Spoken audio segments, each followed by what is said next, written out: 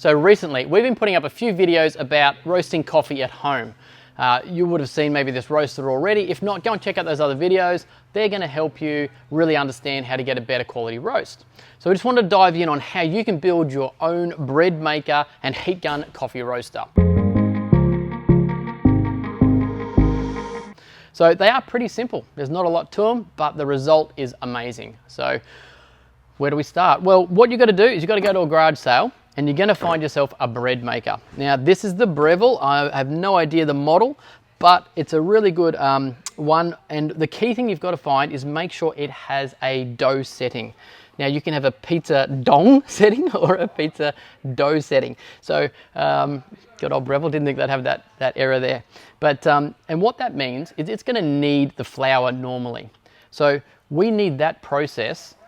This one does it for over an hour, and that will allow the inside propellers here to keep turning the green coffee. So the first thing is to find one that will do that. I think we picked this up 4 or 5 years ago for about 10, 15 bucks at a garage sale. So you rip off your lid, and then you would be looking to have an easy removable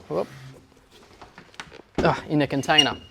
Now, sometimes they can be a bit sticky, and at the end of the day, they're going to be hot. So a pair of pliers will help you there, and you can pull it out. So if you have a look inside there, you've got a heating element, and you've got a couple of the connectors there, the gears, which would make the paddles inside here spin around.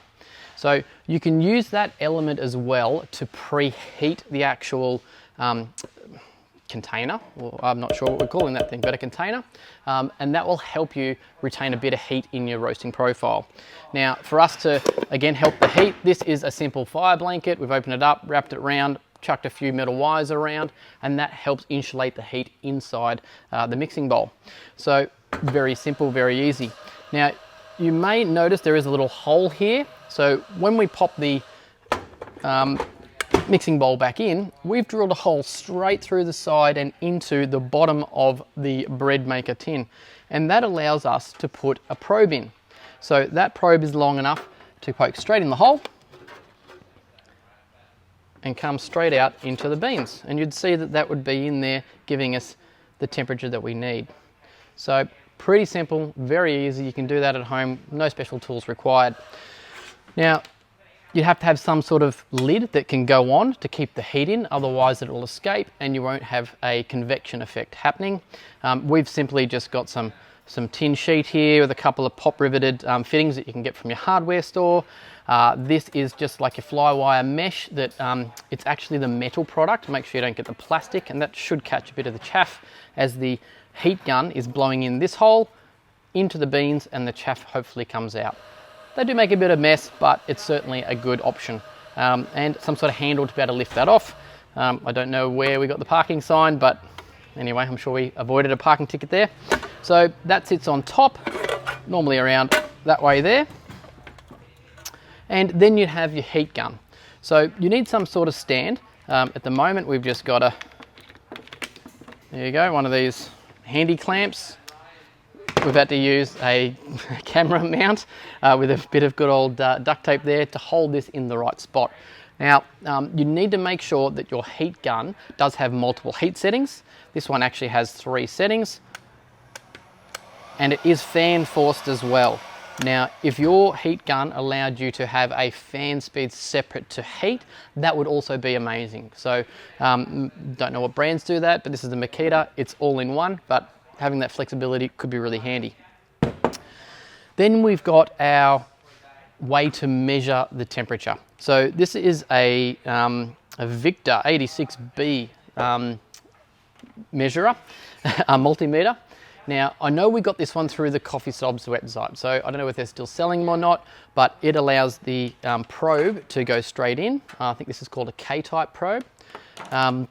It also does have a RS-232 on the back, which then goes to a little dongle, and you can actually then Wi-Fi or Bluetooth, not 100% sure, to your laptop, and then use the roasting software there as well from Coffee Snobs. So really cool investment. If you're really going to get into it, you can have those couple of options. Or you can use the manual process sheet, which we've got there on our other video. We'll leave you a link to that one as well. So that will then allow you to measure the temperature from the beans as it's inserted in the front there. There you go. So nice and easy. And we'd track that throughout the roast. And that's pretty much it, guys. It's not hard. You can roast and have a bit of flexibility as well. The heat gun and the heat source is where you're really going to be able to get that development time and aim for a specific roast time that you're after. So I'd probably spend a few bucks on a good heat gun. All the rest of it is a couple of bits and pieces you can find anywhere easy. And then again, you may find a cheaper option to be able to take your temperature. And you can get some awesome results like this, guys. So hope that helps you guys. Maybe some gloves. You might need some, welding gloves. That'd help you if you can't get pliers to get that out. But that's it. It's simple, guys. I hope that helps you get out there and make your home roaster. If you've built one of these before, hey, tell us what hacks you've done. Is it something like this? Is there something we've missed? Could we have added something to this roaster to make it even better? We'd love to hear from you. So guys, thanks very much for watching. Stay safe and we'll catch you next time. Cheers.